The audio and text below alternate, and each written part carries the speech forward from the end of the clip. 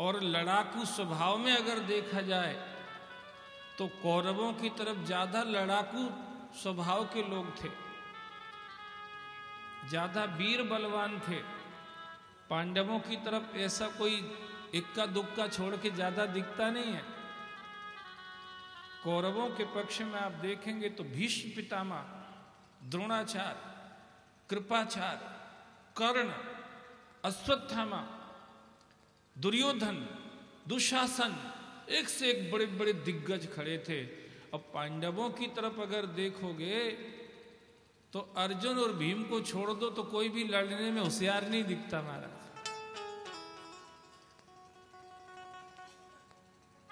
युधिष्ठिर जी तो बीच बिचाई में बने रहते कि रहने दो भैया, रहने दो भैया, रहने दो भैया, सीधे साधे आदमी बेचारे।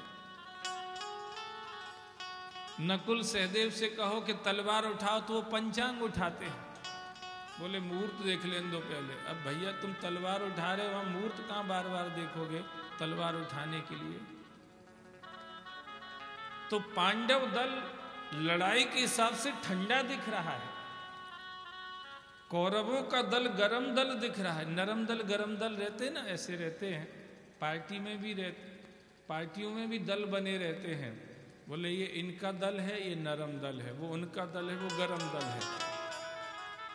जैसे भारतीय स्वतंत्रता की लड़ाई में भी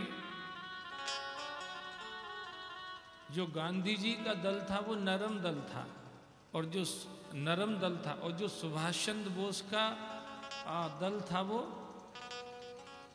वो गरम दल था।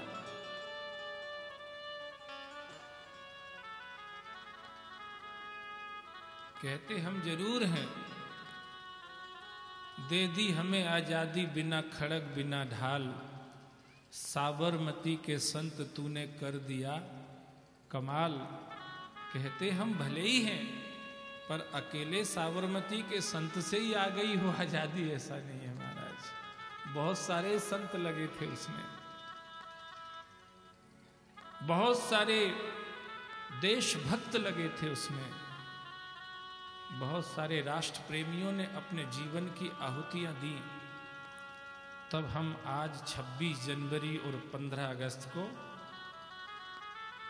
भारतीय गणतंत्र और स्वतंत्रता दिवस मनाते हैं, जहां डाल डाल पर सोने सी चिड़िया करती हैं बसेरा, वह भारत देश है मेरा। तब गा रहे हैं हम, तब हम दिल्ली के लाल किले से तिरंगा फहरा रहे हैं।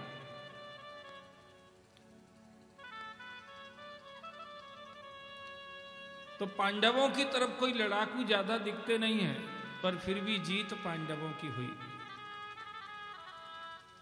क्योंकि भगवान उधर खड़े थे। इसलिए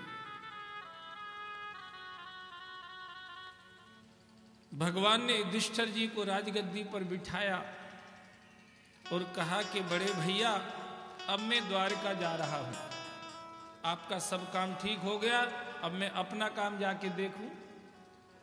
भगवान जैसे ही हस्तिनापुर से द्वारका के लिए चले, उसी समय अभिमन्यु की पत्नी उत्तरा रोती हुई भगवान के सामने आई।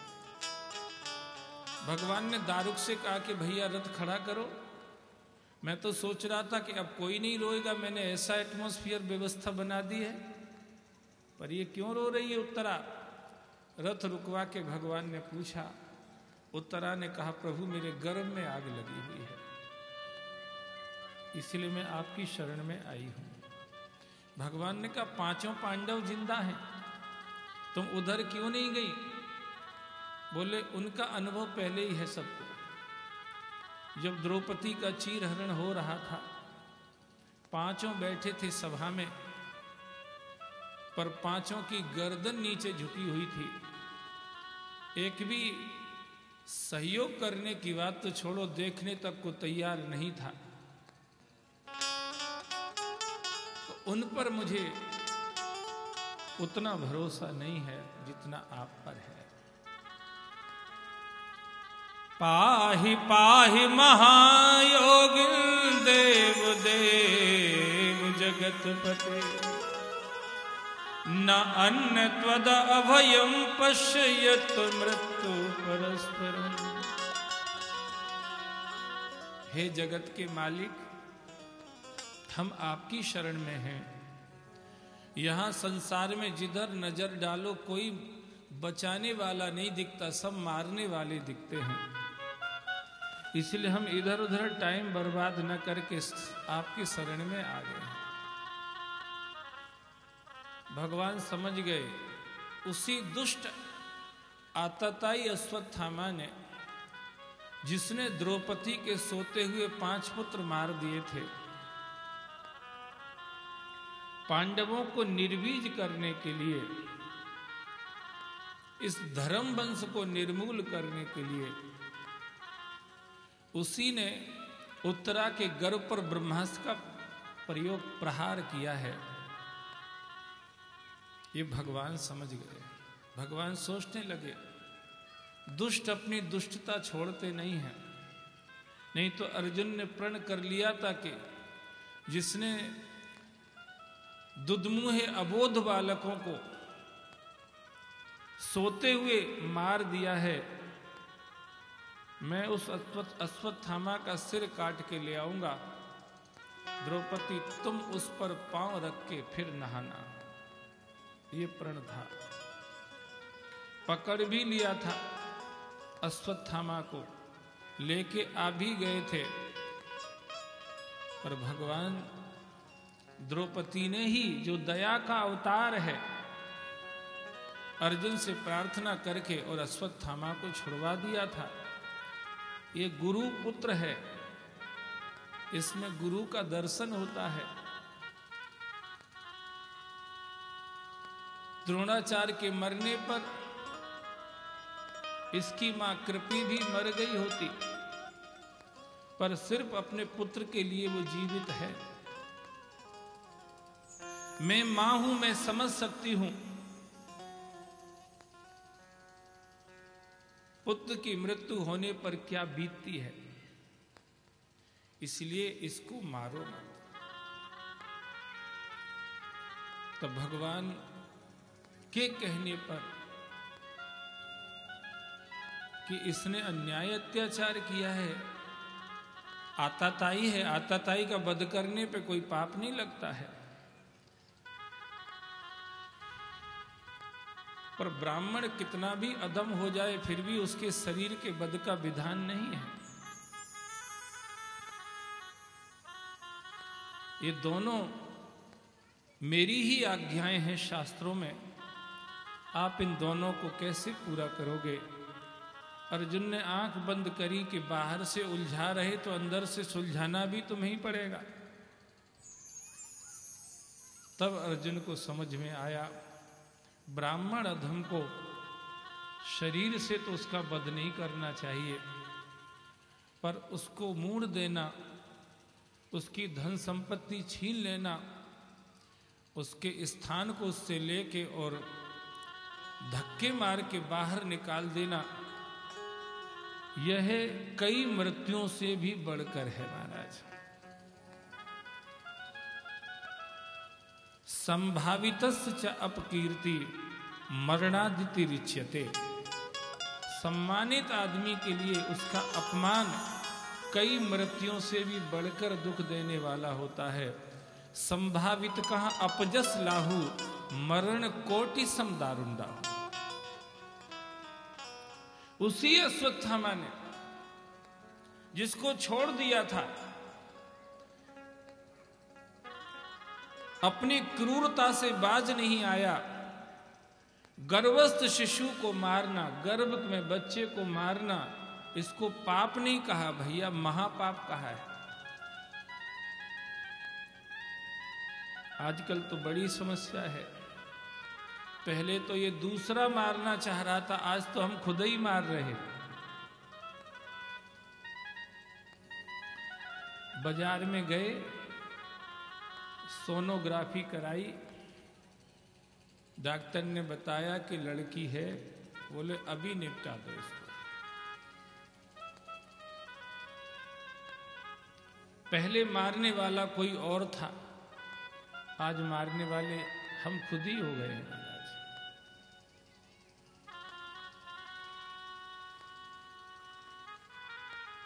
समझना पड़ेगा, संभल के चलना पड़ेगा। इस संसार में तुम रहने नहीं आए हो जो यहां पे पाप की कमाई करते हो।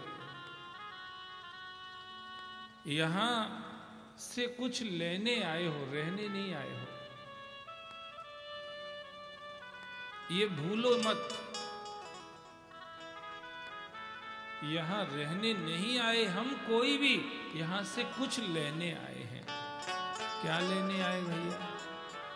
नेक्स्ट क्वेश्चन तो यही होगा, अगला प्रश्न तो यही होगा कि ठीक है, ये तो हमें दिख रहा है कि रहने नहीं आए, चले जाएंगे, तो लेने क्या आए हैं?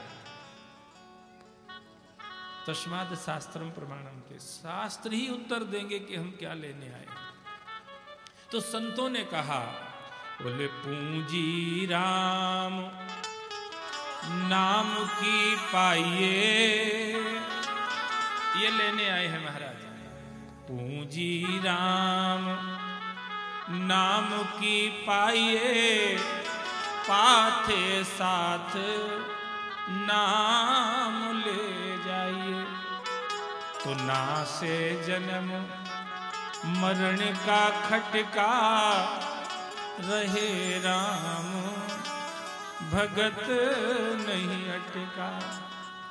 तारक मंत्र राम है, जिसका सुफल अपार।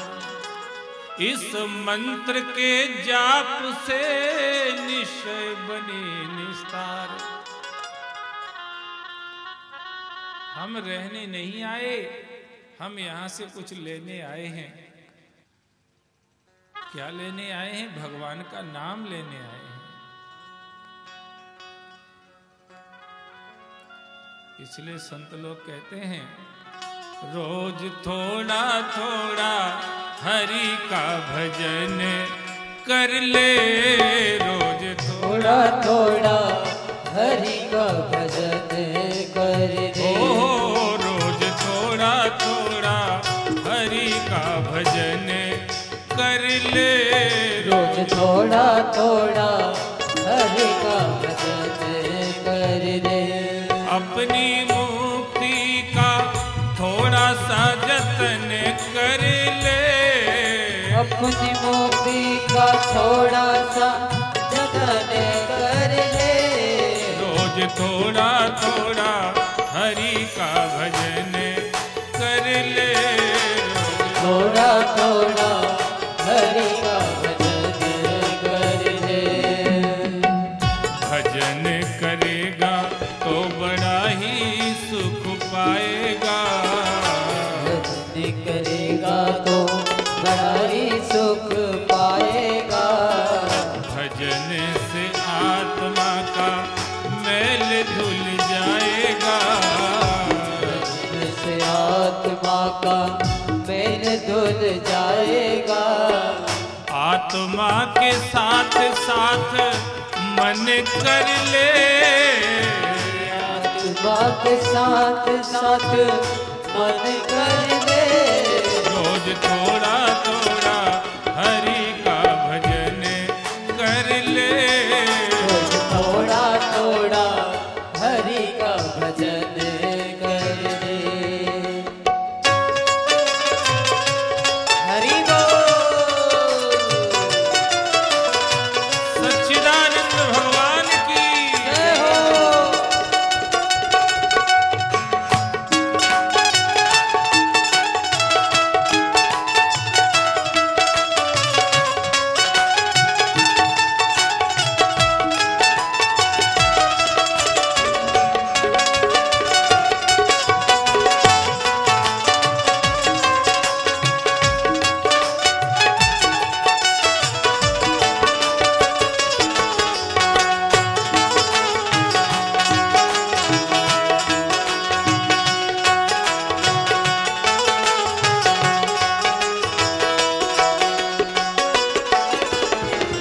संगत कर अच्छे लोगों की।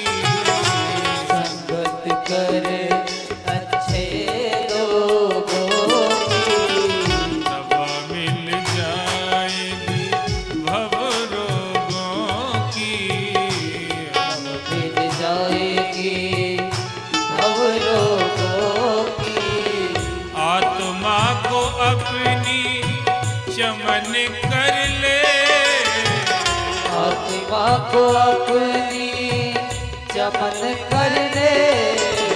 थोड़ा हरि थोड़ा हरि का भजन कर ले। थोड़ा थोड़ा हरि का भजन कर ले। राधे जय श्री महाकाल।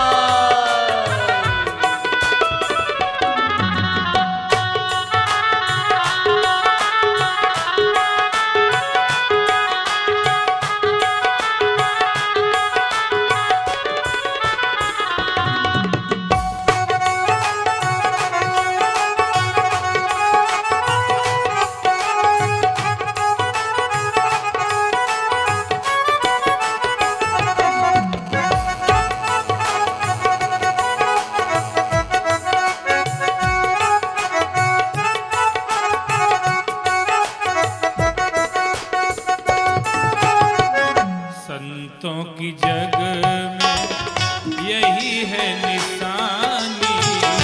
संतों की जग में यही है निशानी।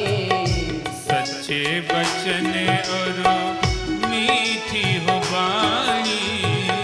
सच्चे वचन और मीठी हो वाणी। काम क्रोध काया में दफन कर ले।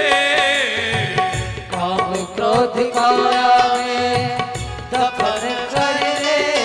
रोज थोड़ा हरि थोड़ा बोल। हरि का भजन कर ले। थोड़ा थोड़ा हरि का भजन कर ले।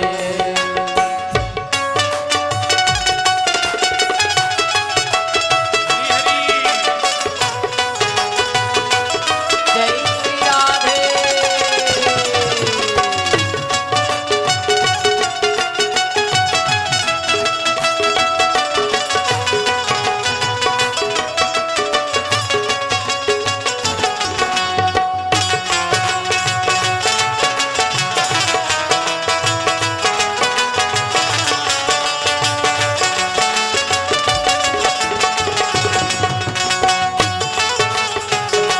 जय श्री महाकाल।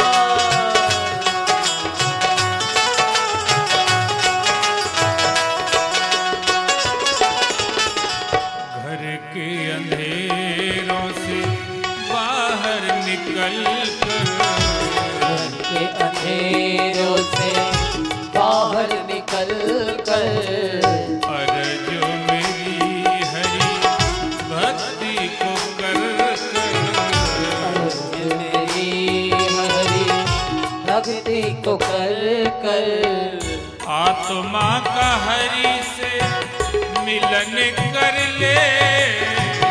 आत्मा का हरि से मिलन कर ले। रोज थोड़ा थोड़ा हरि का भजन कर ले। रोज थोड़ा थोड़ा हरि का भजन कर ले। रोज थोड़ा थोड़ा हरि का भजन कर ले।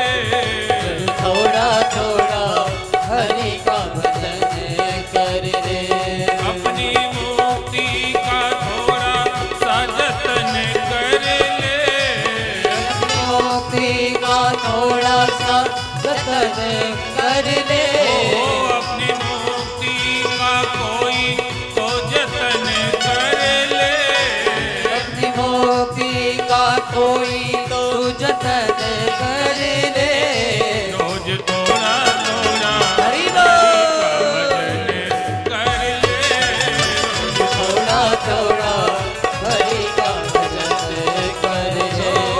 रोज थोड़ा थोड़ा हरि का भजन कर ले। थोड़ा थोड़ा हरि का भजन कर ले। सच्चिदानंद भगवान की जय। भगवान उत्तरा के गर्भ की रक्षा भगवान ने करी। वहां से आगे चले तो कुंती जी रोती हुई दिखी। भगवान ने फिर से रथ रोका। बुआ जी तुम क्यों रो रही हो? अब तो तुम राजमाता बन गई हो, अब तो तुम्हें प्रसन्न होना चाहिए। रोने के दिन तो अब चले गए हैं, अब काय के लिए रो रही हो? जब दुख था तब रोती थी तो समझ में आता था, अब तो सारा वातावरण सुख का निर्मित हो गया है तुम्हारे लिए, अब तो रोने का कोई कारण समझ में नहीं आता है। कुंती ने कहा, गोविंद तुम जिसको सुख कह रहे हो इससे मुझे सुख नहीं मिलेगा, इसमें मुझे सुख दिखता ही नहीं है। क्यों? बोले दुख दरिया संसार है, सुख का सागर राम, सुख सागर चल जाइए, दादू तजवे काम। जिस संसार को तुम देख करके कह रहे कि तुम सुखी हो गई हो, इसमें मुझे सुख दिख ही नहीं रहा है। सुख तो आपके चरणों में है, और जब आप आते हो तो मुझे सुख मिलता है, मुझे खुशी मिलती है। आप जब जा रहे हो तो मैं दुखी हो रही हूं, तो मैं कैसे मान लूं कि सामान में सुख है? ये सामान, ये सम्मान जो तुम हमें दिलवा करके और दे करके जा रहे हो, इसमें मुझे सुख आता ही नहीं है। जब जब मेरे ऊपर दुख आया, आप दौड़ करके आए द्वारिका से हस्तिनापुर। चाहे मेरे भीम को जहर के लड्डू खिलाए गए हों, खिलाने का प्रयास किया गया, तब आप दौड़ करके आए, रक्षा करी। लाक्षागृह में जलाने का प्रयास किया गया, तब आप आए, आपने रक्षा करी। द्रौपदी का चीरहरण हुआ, तब आप आए, आपने रक्षा करी। 12 वर्ष का वनवास, 1 वर्ष का अज्ञातवास जब हुआ, तब आपने ही हमारे 5 बेटों को छिपा करके रखा, नहीं तो ये जंगल से कभी निकल ही नहीं सकते थे। क्योंकि दुर्योधन ने शर्त ही ऐसी लगा ली थी कि 12 वर्ष का वनवास, 1 वर्ष का अज्ञातवास, और उसमें भी अगर बीच में दिख गए तो फिर से रिपीट हो जाएगा। महाराज,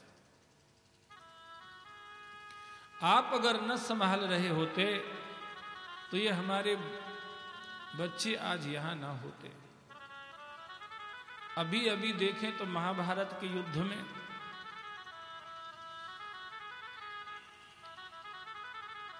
जहां बड़े बड़े धुरंधर खड़े हुए थे, उनके सामने भी अगर जीत हमें मिली है तो इसका कारण ये वीर हैं ऐसा नहीं है। इसका कारण हमें एक ही समझ में आ रहा है, हमारे साथ यदुवीर है, इसलिए हम जीते हैं, इसलिए हमारी जीत हुई है। और अब आप छोड़ करके जा रहे हो, कह रहे हैं कि अब तो सुख का वातावरण बन गया है।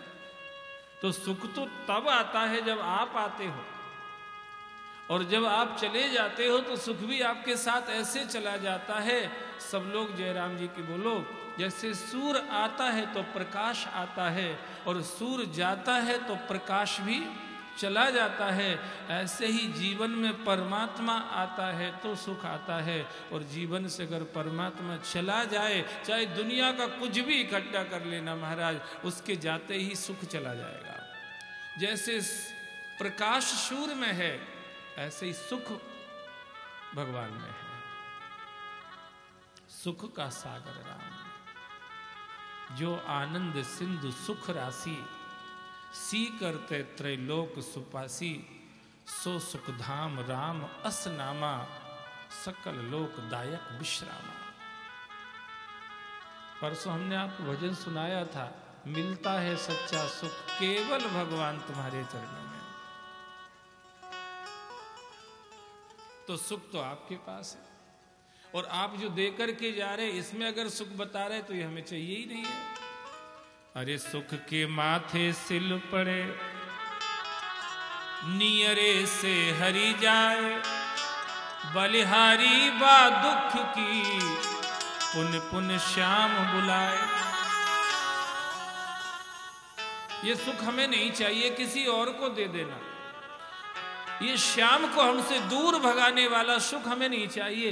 हमें तो वो दुख दे दो जो श्याम को पास में ले आता है।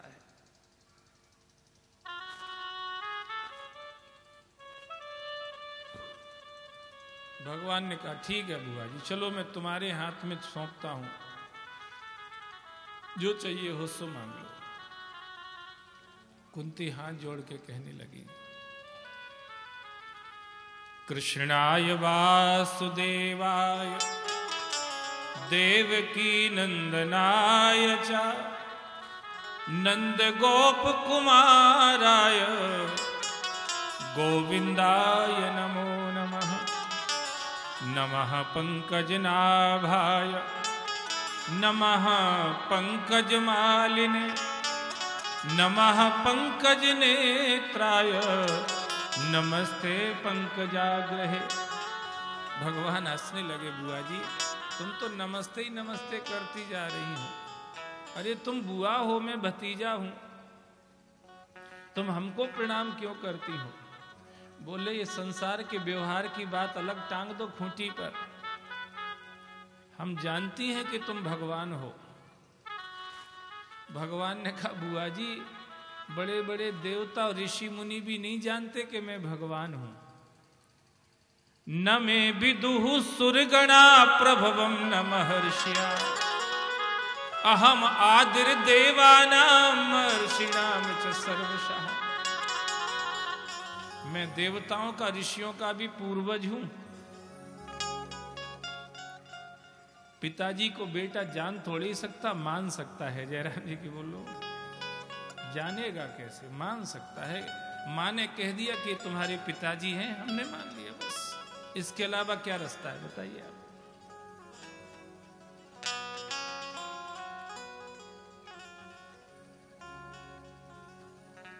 तो बुआ जी देवता भी नहीं जानते हमें, तो ऋषि मुनि भी नहीं जानते, तुमने कैसे जान लिया?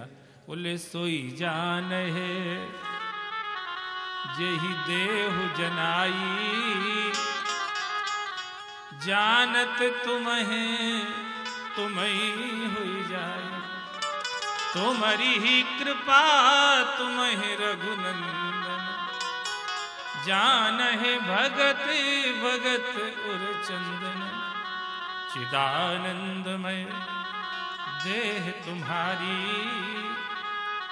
विगत विकार जान अधिकार, सच्चिदानंद रूपाय विश्वोत्पत्त्यादि हेतवे, तापत्रय विनाशाय श्री कृष्णाय वयं नमः। हम जानते हैं कि तुम भगवान हो। जिस समय यशोदा मैया ने तुम्हें ऊखल से बांध दिया था, और वो तो अपने काम में लग गई थी, तुम उस ऊखल को खींचते हुए आंगन में गए थे। 2 गगनचुंबी पेड़ खड़े हुए थे आंगन में, और तुम बीच में से निकल गए थे। जरा सा झटका दिया था, दोनों पेड़ आके जमीन पर गिरे थे, और उसमें से 2 दिव्य पुरुष निकले थे, वो आके आपके चरणों में गिर गए थे। उसी दिन से ये उजागर हो गया था, ये दिव्य और देव पुरुष भी जिसके चरणों में आकर के गिरते हैं, वो कृष्ण नारायण के अलावा और कौन होगा महाराज। बोलो कृष्ण कन्हैया लाल की, बोलो नारायण भगवान की जय। तो आप भगवान हो। भगवान ने कहा बुआ जी जब पोल खुल ही गई है अब कि हम भगवान हैं, तो तुम जो चाहो सो मांग लो मुझसे। तब कुंती क्या कहती हैं, विपदा संतु न शश्वत तत्र तत्र जगत गुरु, भवतो दर्शनम यस्याद अपुनर्भव दर्शनम।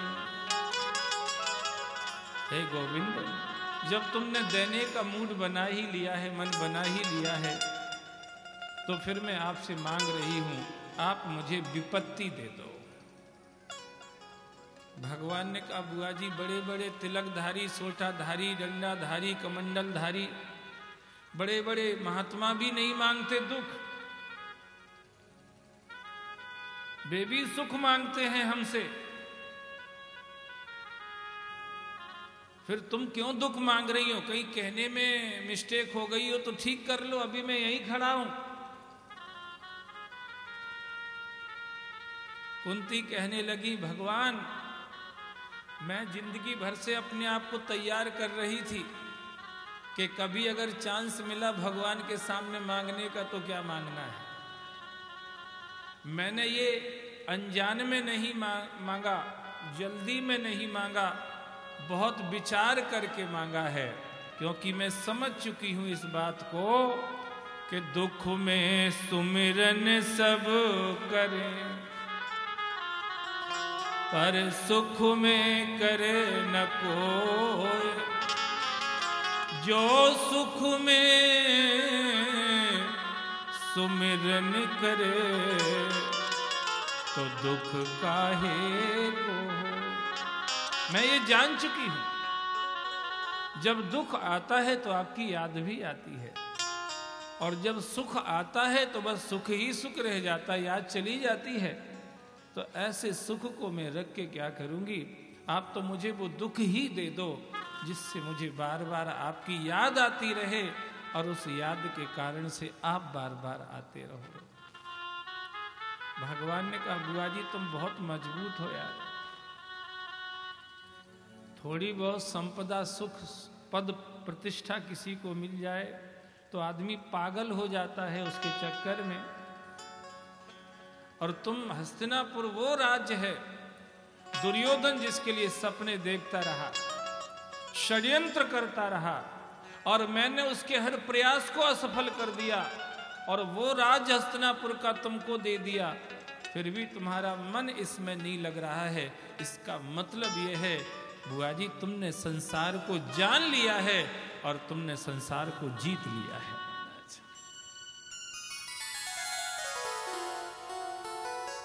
जो भी संसार को जान लेता है वही संसार को जीत लेता है महाराज। जीतने का मतलब यह है, सब लोग जयराम जी की बोलो, फिर वो संसार की पकड़ में नहीं आता।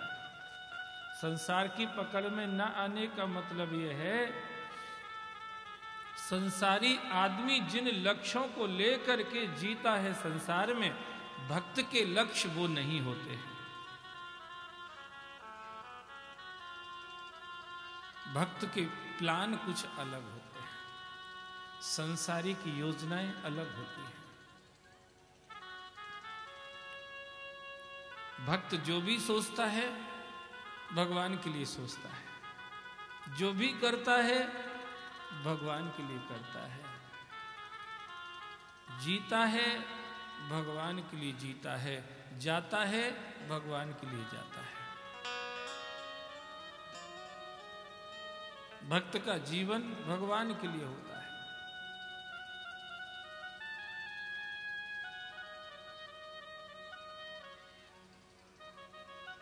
और जो 24 घंटे इस तरह से भगवत चिंतन में डूबा हुआ है, इसका मतलब यह है कि उसने संसार को जीत लिया है।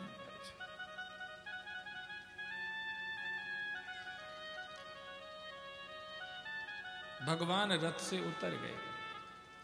कुंती जी बड़ी प्रसन्न हो गई कि प्रभु ने मेरी प्रार्थना सुन ली और स्वीकार कर ली है। जिसने सुना सभी को अच्छा लगा, पर जैसे ही सवेरा हुआ भगवान ने सब पांडवों को साथ में लिया और जाकर के वहां पहुंचे जहां भीष्म पितामह बाणों की सैया पर पड़े थे। जिन भीष्म के शरीर में पैर से लेकर के सिर तक बाण लगे थे, पर फिर भी इस वीर पुरुष की आंखें गीली नहीं हुई थीं। आज गोविंद को देख करके उनकी आंखों में आंसू भर आए। महाराज, हे प्रभु, आपसे कुछ भी छिपा नहीं है, आप सब कुछ जानते हैं। इस भीष्म ने उस कंचन और कामनी का त्याग किया है, जिसको त्यागना बड़े बड़े योगियों के लिए, ज्ञानियों के लिए, ध्यानियों के लिए, समाधिस्थों के लिए भी मुश्किल पड़ता है।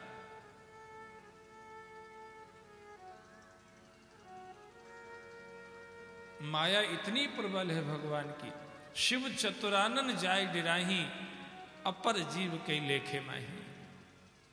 इतनी दुस्तर माया है, दैवी हंसा गुणमयी मम माया दुरत्या, भगवान कहते हैं। इतनी दुस्तर माया है भगवान की, और दो रूपों में आकर्षण पैदा करती है ये भगवान की माया। एक तो स्त्री के रूप में और एक संपत्ति के रूप में।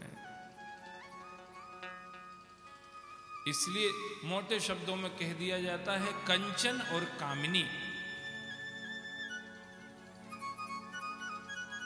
इन दो को जो जीत गया, इन दो से जो बच गया, ये दो नदियां हैं, इनको जो जिसने पार कर लिया वो इस भवसागर के पार चला जाता है महाराज। ये दो हैं बस, कंचन और कामिनी। ये भीष्म पितामह अपने पिता को वचन दे दिया, हस्तिनापुर की राजगद्दी पर कभी नहीं बैठूंगा। कंचन का त्याग कर दिया। तुम नहीं बैठोगे और तुम्हारा विवाह हो गया तो तुम्हारा बेटा बैठ जाएगा। फिर बोले दूसरा वचन देता हूं, आजीवन ब्रह्मचारी रहूंगा, विवाह ही नहीं करूंगा। कामनी को जीता, कंचन को जीता, दोनों को जीता। जिसने इन दोनों को जीता उसी ने अपने मन को जीता है महाराज। ये दो बड़े खतरनाक गड्ढे हैं, बड़े बड़े सिर के बल आके गिरते हैं इन गड्ढों में। बड़े बड़े होते हैं जो बड़े बड़े दिग्गज धुरंधर, वो पैर के बल नहीं सिर के बल आके गिरते इन गड्ढों में। ऐसे हैं ये महाराज।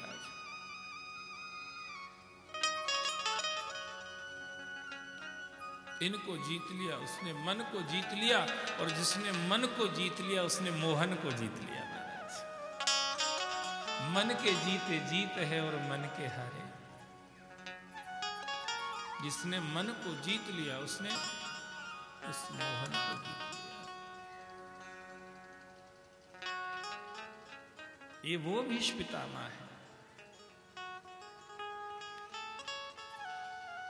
जिंदगी भर मेरी एक ही इच्छा रहती थी प्रभु, आज आपने उसको पूरा कर दिया है।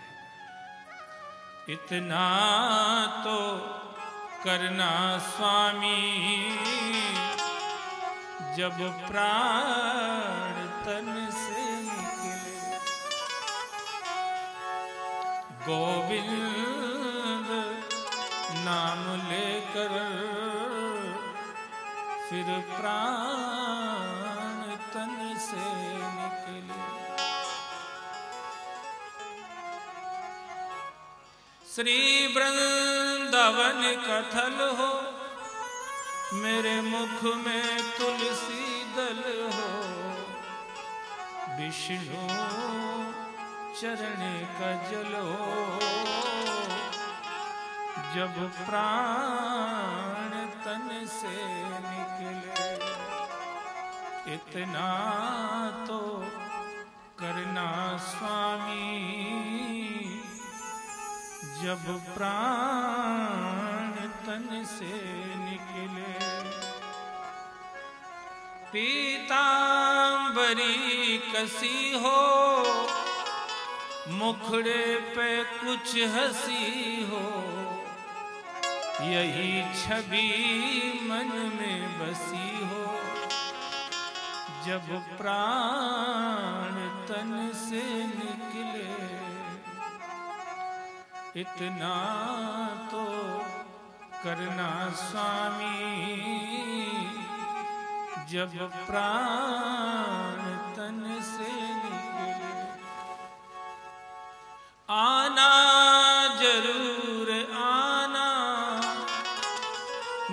श्याम भूल जाना, राधे को साथ लाना, जब प्राण तन से निकले, इतना तो करना स्वामी, जब प्राण तन से निकले। यही नेक सी अरज है, अरे मानो तो क्या हर्ज है, कुछ आपका फर्ज है, जब प्राण तन से निकले, इतना तो करना स्वामी, जब प्राण तन से निकले। गोविंद नाम लेकर फिर प्राण तन से निकले।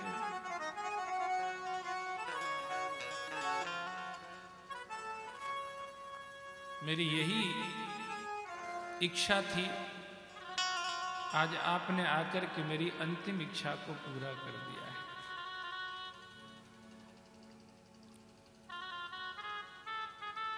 बोले तुम्हारा काम तो हो गया पितामह, पर ये युधिष्ठिर जी के मन में थोड़ी सी दिक्कत है। ये सोचते रहते हैं खून की होलियां खेल करके और राजगद्दी पर बैठना, इसमें कहीं से कुछ समझदारी दिखाई नहीं देती है। तब भीष्म पितामह ने युधिष्ठिर जी को धर्म का उपदेश किया है। दान धर्मान राज धर्मान मोक्ष धर्मान विभागशः,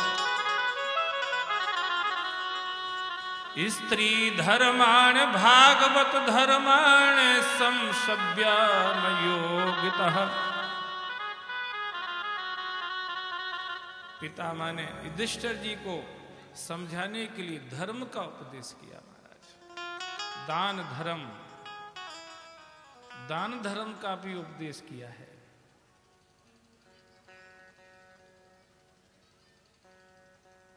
मोटी बात यह है कि जितना हम कमाते हैं गृहस्थ जीवन में, उसका कम से कम 10% हमें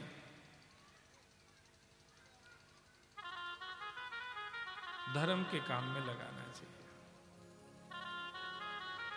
भगवान के काम में लगाना चाहिए, परमार्थ परोपकार के काम में लगाना चाहिए, भलाई के काम में लगाना चाहिए, कम से कम 10%। और जो हमारे जैसे लोग हैं, जो पूर्णतः भगवान पे ही निर्भर हो गए हैं, सब कुछ छोड़ छाड़ के, उनका धर्म ये कहता है कि उनको 100% भगवान में लगाना चाहिए महाराज। चाहे तन हो, चाहे मन हो और चाहे धन हो। आप लोगों के लिए थोड़ी छूट है, आप लोग 90% अपने काम में ले सकते हो, जो आपकी गृहस्थी में जरूरी है, जो काम धंधे, उनमें 10% भगवान के लिए फिर भी निकालना चाहिए। पर हमारे जैसे लोगों के लिए छूट बिल्कुल नहीं है महाराज। There is no subsidy at all, कोई छूट नहीं है। भगवान हमें अगर 100 रुपए मिले भागवत में, तो हमारा कर्तव्य है कि 100 के 100 रुपए हम भगवान में लगाएं महाराज। आपको अगर 100 रुपए मिले मेहनत कहीं करके, तो आपको 10 रुपए में छुट्टी मिल जाएगी महाराज।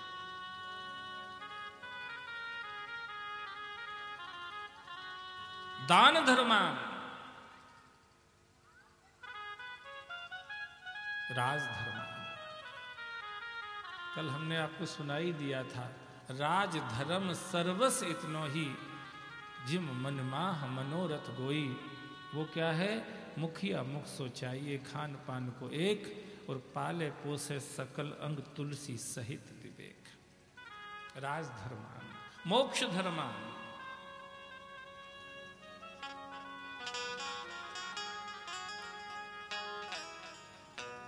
कुछ समय इसके लिए भी निकालना चाहिए महाराज। जिंदगी जब तक रहेगी फुर्सत न होगी काम से। जिंदगी जब तक रहेगी फुर्सत न होगी काम से। कुछ समय ऐसा निकालो प्रीति कर लो राम से। मोक्ष धर्मान विवावसा।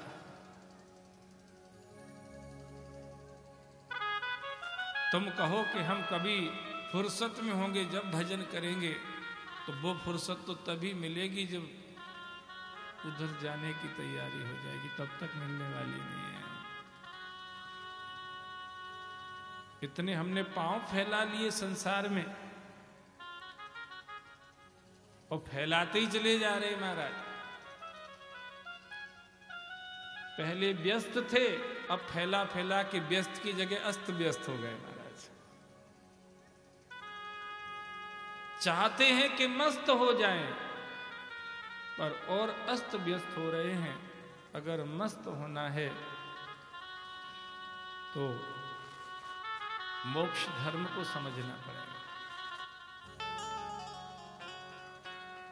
क्यों आए हैं हम संसार में? मोक्ष धर्म।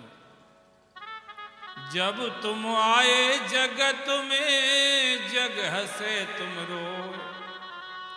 ऐसी करनी कर चलो अब तुम हंसो जग रो। ऐसे रहो संसार में, ऐसे जियो संसार में।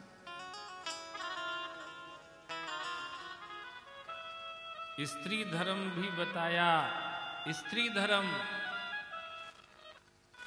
सबसे सरल धर्म, स्त्री धर्म, पर इनने सबसे कठिन बना लिया उसको। स्त्री धर्म सबसे सरल। एक ही धर्म एक व्रत नेमा। काय वचन मन पति पद प्रेमा। बिनु श्रम नारी परम गति लहई। पति व्रत धर्म छाड़ छल गई। पति प्रतिकूल जन्म जह जाई। विधवा होए पाए करनाई। स्त्री धर्म, स्त्री धर्मान, स्त्री का धर्म बताया। एक ही धर्म है, ज्यादा प्रपंच में पढ़ने की जरूरत नहीं है। पति की सेवा करो बस। पर ये सब देवताओं पे फूल चढ़ाएंगी, प्रसाद चढ़ाएंगी, पानी चढ़ाएंगी, अगरबत्ती लगाएंगी और पति से भिड़ जाएंगे महाराज। किया कराया सब पानी चढ़ा के आई, पानी में बह गया महाराज। किया कराया सब। पति से तो ऐसे भिड़ती जैसे कलकत्ता की काली यही है महाराज।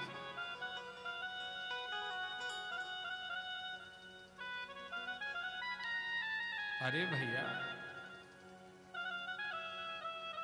धर्म को समझना पड़ेगा। कोई भी हो, XYZ कोई भी हो महाराज, किसी के लिए भी अपने धर्म का पालन करना कठिन नहीं है। बनाई इस ढंग से भगवान ने कि आप अपने धर्म के पालन से आपकी नैया आसानी से पार हो जाए, ऐसा बनाया भगवान ने। जैसे संविधान है ना, संविधान, कॉन्स्टिट्यूशन ऑफ इंडिया, आप उसके अनुसार चलते रहिए, आप आराम से रह सकते हैं। कोई पुलिस परेशान कुछ नहीं करेगा महाराज। कोई जेल में नहीं जाना पड़ेगा, कुछ नहीं होगा। और आपने संविधान को ब्रेक किया, तोड़ा, तो फिर आपको तिहाड़ में भी जाना पड़ सकता है। ऐसे ही भगवान, धर्म क्या है? धर्म माने it's a constitution of God. ये भगवान का संविधान है। धर्म माने भगवान का संविधान। भगवान ने संविधान बनाया है, अगर उसको फॉलो करते रहें, उसको पालन करते रहें, उसको जीते रहें इस धर्म के संविधान को, तो हम बड़ी आसानी से इस संसार से पार हो जाएंगे। कुछ और करने की जरूरत ही नहीं है। भागवत घोषणा कर रही है, बसंती यत्र सर्वे पुरुषः वैकुंठ मूर्तया ये अनिमित्त निमित्तेन धर्मेण आराधयन् हरिं वसंति यत्र सर्वे। ये नहीं कहा कि इक्का दुक्का, ये कहा कि वो सभी भगवत धाम जाएंगे जो धर्म के द्वारा भगवत भजन करेंगे।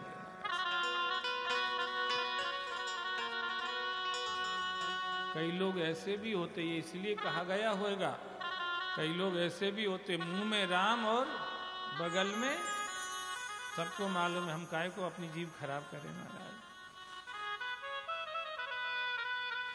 सबको मालूम है।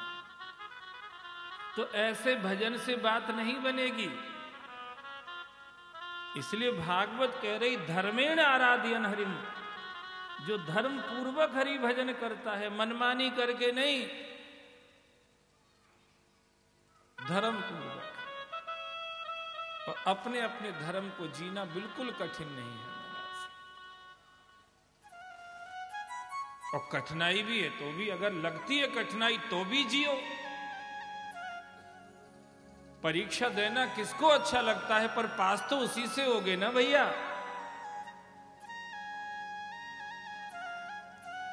तो you have to prepare for the examination, उसके लिए तैयारी करो, परीक्षा के लिए तैयारी करो। पास होना है तो परीक्षा देना पड़ेगी, पर उसके लिए पढ़ाई भी करना पड़ेगी। ऐसे ही इस संसार से मुक्त अगर होना है तो परीक्षा यही है, धर्मेण आराधयन हरिम, धर्म पूर्वक हरि की आराधना करो बस।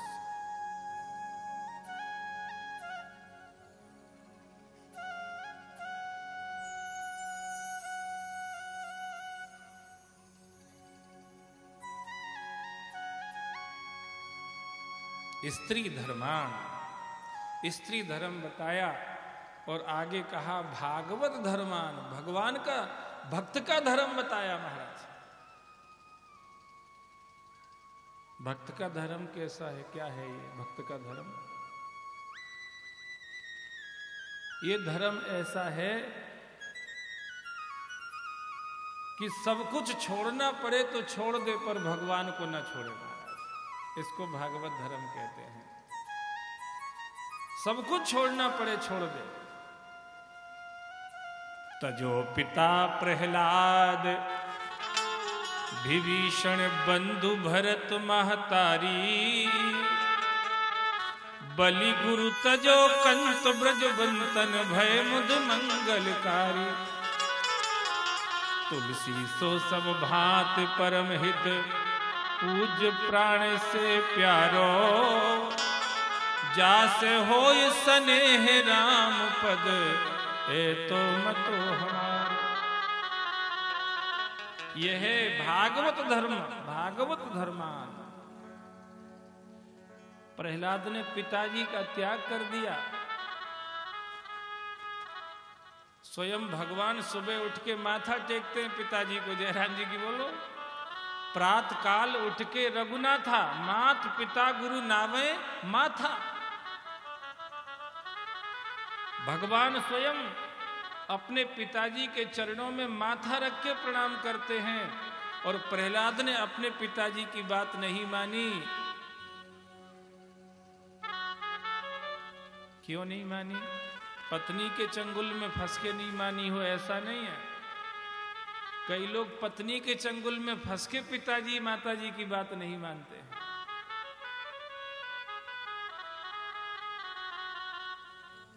इन्होंने पत्नी के चंगुल में नहीं, परमात्मा के चरणों के कारण से पिता की बात नहीं मानी। पत्नी नहीं, परमात्मा।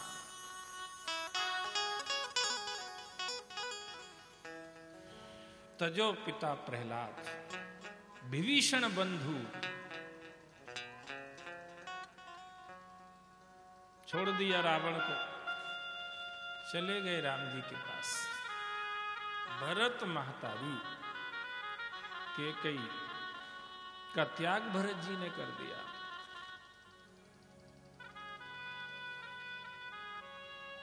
तो देखने में तो ऐसा लगता कि अधर्म कर रहे हैं, तो बाप की बात नहीं मान रहे, बड़े भाई की बात नहीं मान रहे हैं, माँ की बात नहीं मान रहे हैं, मात पिता गुरु आज्ञा पाले, चले कुमक पर परे न खाले, ऐसा भी कहा है। फिर तो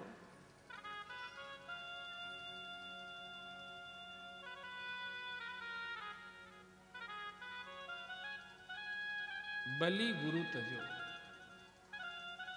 शुक्राचार्य की बात बलि मान नहीं रहे हैं। कंत ब्रजवंतन, गोपियों ने अपने पतियों का त्याग कर दिया, पतियों की बात नहीं मानी, दौड़ के चली गई रास में कृष्ण के पास।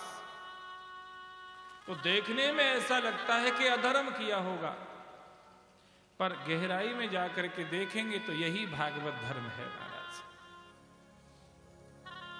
दूसरे धर्म इसका सहयोग देने के लिए हैं, इसका विरोध करने के लिए नहीं है। कोई पिता अगर पुत्र को भजन करने से रोकता है तो वो पुत्र पिता का विरोध कर सकता है, बाकी और काम के लिए नहीं करना चाहिए। माता, गुरु, भाई, पति, ये जितने रिश्ते जो सबसे घनिष्ठ रिश्तेदार हैं हमारे, ये भी, दूसरों की बात तो छोड़ो, दूर वालों की, ये भी अगर भगवान के रास्ते पर चलने से हमें रोक रहे हैं तो हम इनको भी नजरअंदाज कर सकते हैं। ये है भागवत धर्म। बाकी सारे धर्म इसमें सहयोग देने के लिए हैं। पिता को प्रणाम करो, खुश रहो बेटा, खूब भजन करो, ऐसा अगर पिता बोलता है तो 10 बार माथा टेको। खुश रहो बेटा, अच्छे बनो, नेक बनो, सबको सुख पहुंचाओ, सबका भला करो, भगवान का भजन करो। ऐसी माता मंदालसा जैसी मिल जाए जो अपने बच्चों से झूला झुलाते हुए कहती है, शुद्धोसी बुद्धोसी निरंजनोसी, संसार माया परिवर्यतोसी, संसार माया त्यज मोह निद्राम, मंदालसा शिक्षमती है बालम।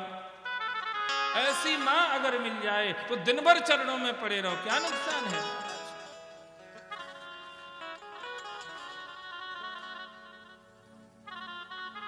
ऐसा गुरु अगर मिल जाए जो ये कह दे कि सो सुख करम धर्म जर जाओ, ये वशिष्ठ जी कह रहे हैं महाराज, जही न राम पद पंकज भाव, जोग कुजोग ज्ञान अज्ञान, जहां नहीं राम प्रेम प्रधान, जरे सो संपत्ति सदन सुख, सुहद मातु पितु भाई, सन्मुख होत जो राम पद, करे न सहस सहाय। ये भागवत धर्म को समझना बहुत जरूरी है। हम लोग दूसरे धर्मों के चक्कर में इस धर्म को छोड़ रहे हैं, जबकि कथा ये कह रही है, ये सब प्रसंग ये कह रहे हैं कि भागवत धर्म को पकड़ने के लिए अगर दूसरे धर्म छोड़ना पड़े तो छोड़ दो, नुकसान नहीं होगा। पर दूसरे धर्मों को पकड़ने के लिए अगर भागवत धर्म, भजन छोड़ दिया, भगवान को छोड़ दिया तो कोई फायदा नहीं होगा महाराज।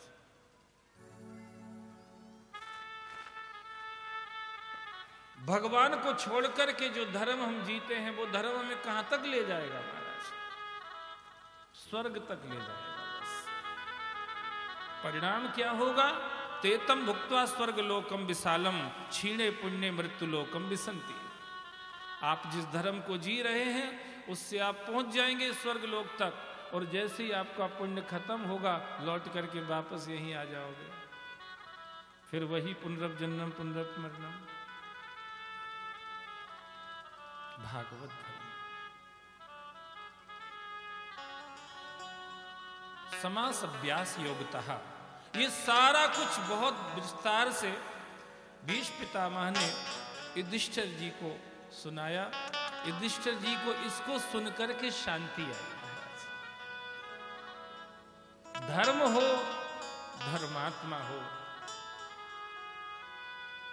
अथवा परमात्मा हो, यही कुछ ऐसी चीजें हैं दुनिया में जिनको धारण करने की बात तो छोड़ो, इनके बारे में सुनने पर भी आत्मा को संतुष्टि मिलती है, चैन मिलता है, सुकून मिलता है। कथा में बैठे रहते हैं तो बड़ा अच्छा लगता है। यहां से उठने के बाद ऐसा लगता है जैसे ऊपर से किसी ने नीचे पटक दिया महाराज।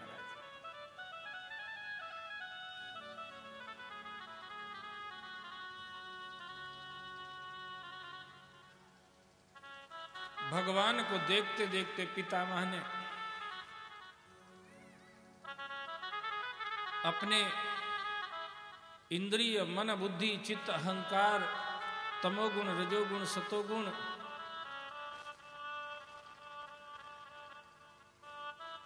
प्रकृति, आत्मा, जो कुछ भी था सब कुछ श्री कृष्ण को समर्पित कर दिया। सब भगवान को समर्पित कर दिया और ऐसे शांत हो गए जैसे संध्या के समय, शाम के समय पक्षियों का कलरव शांत हो जाता है। भगवान ने देखा पितामह का महाप्रयाण हुआ है। भगवान रथ में बैठ करके हस्तिनापुर से द्वारिका चले गए। द्वारिका जैसी नगरी में भी द्वारिका वासियों को जब से कृष्ण छोड़ करके गए थे तब से अच्छा नहीं लगता था। हम भक्त हैं कि नहीं हैं ये हम खुद कैसे जानेंगे? जयराम जी की बोलो भाई। दूसरा तो आपका तिलक देख के भी कह देगा भगत जी जा रहे हैं,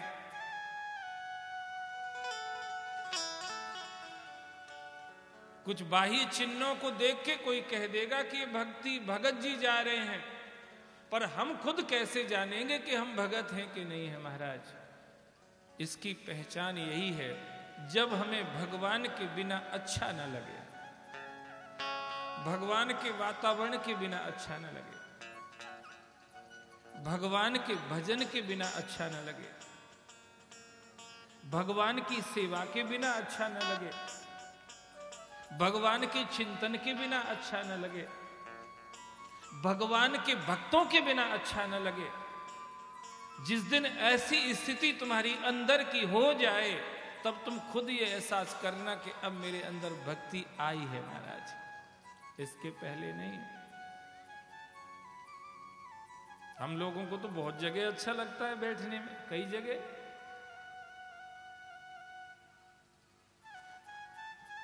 अगर हमें लगता है कथा का समय 12 बजे से 8 बजे तक का होता तो और कम आते, कितनी देर कौन बैठेगा महाराज? वो तो बढ़िया है कि 4 बजे तक का ही रखा है, तो कम से कम आ जाते कि जल्दी छुट्टी हो जाएगी, घंटी बज जाएगी, 4 बजे भग जाएंगे घर। भगवान भक्त कब हैं हम? कब हम मान लेंगे खुद कि हम भक्त हैं? जब भगवान के वातावरण के बिना तुम्हें अच्छा न लगे अंदर, तब ये रियलाइज करना अपने अंदर के अब कुछ भक्ति हमारे अंदर आई है। द्वारिका में भगवान कुछ लेके हस्तिनापुर नहीं गए थे, सब कुछ द्वारिका में था। ऐश्वर्य जितना भी था सारा द्वारिका में था, सिर्फ ईश्वर नहीं था बस। पर वो ऐश्वर्य भी ईश्वर के बिना खाने को दौड़ता है महाराज। वो सब नीरस लगता है, व्यर्थ लगता है, किसी काम का नहीं लगता भगवान के बिना। है सब कुछ पर वो किसी काम का नहीं लगता है।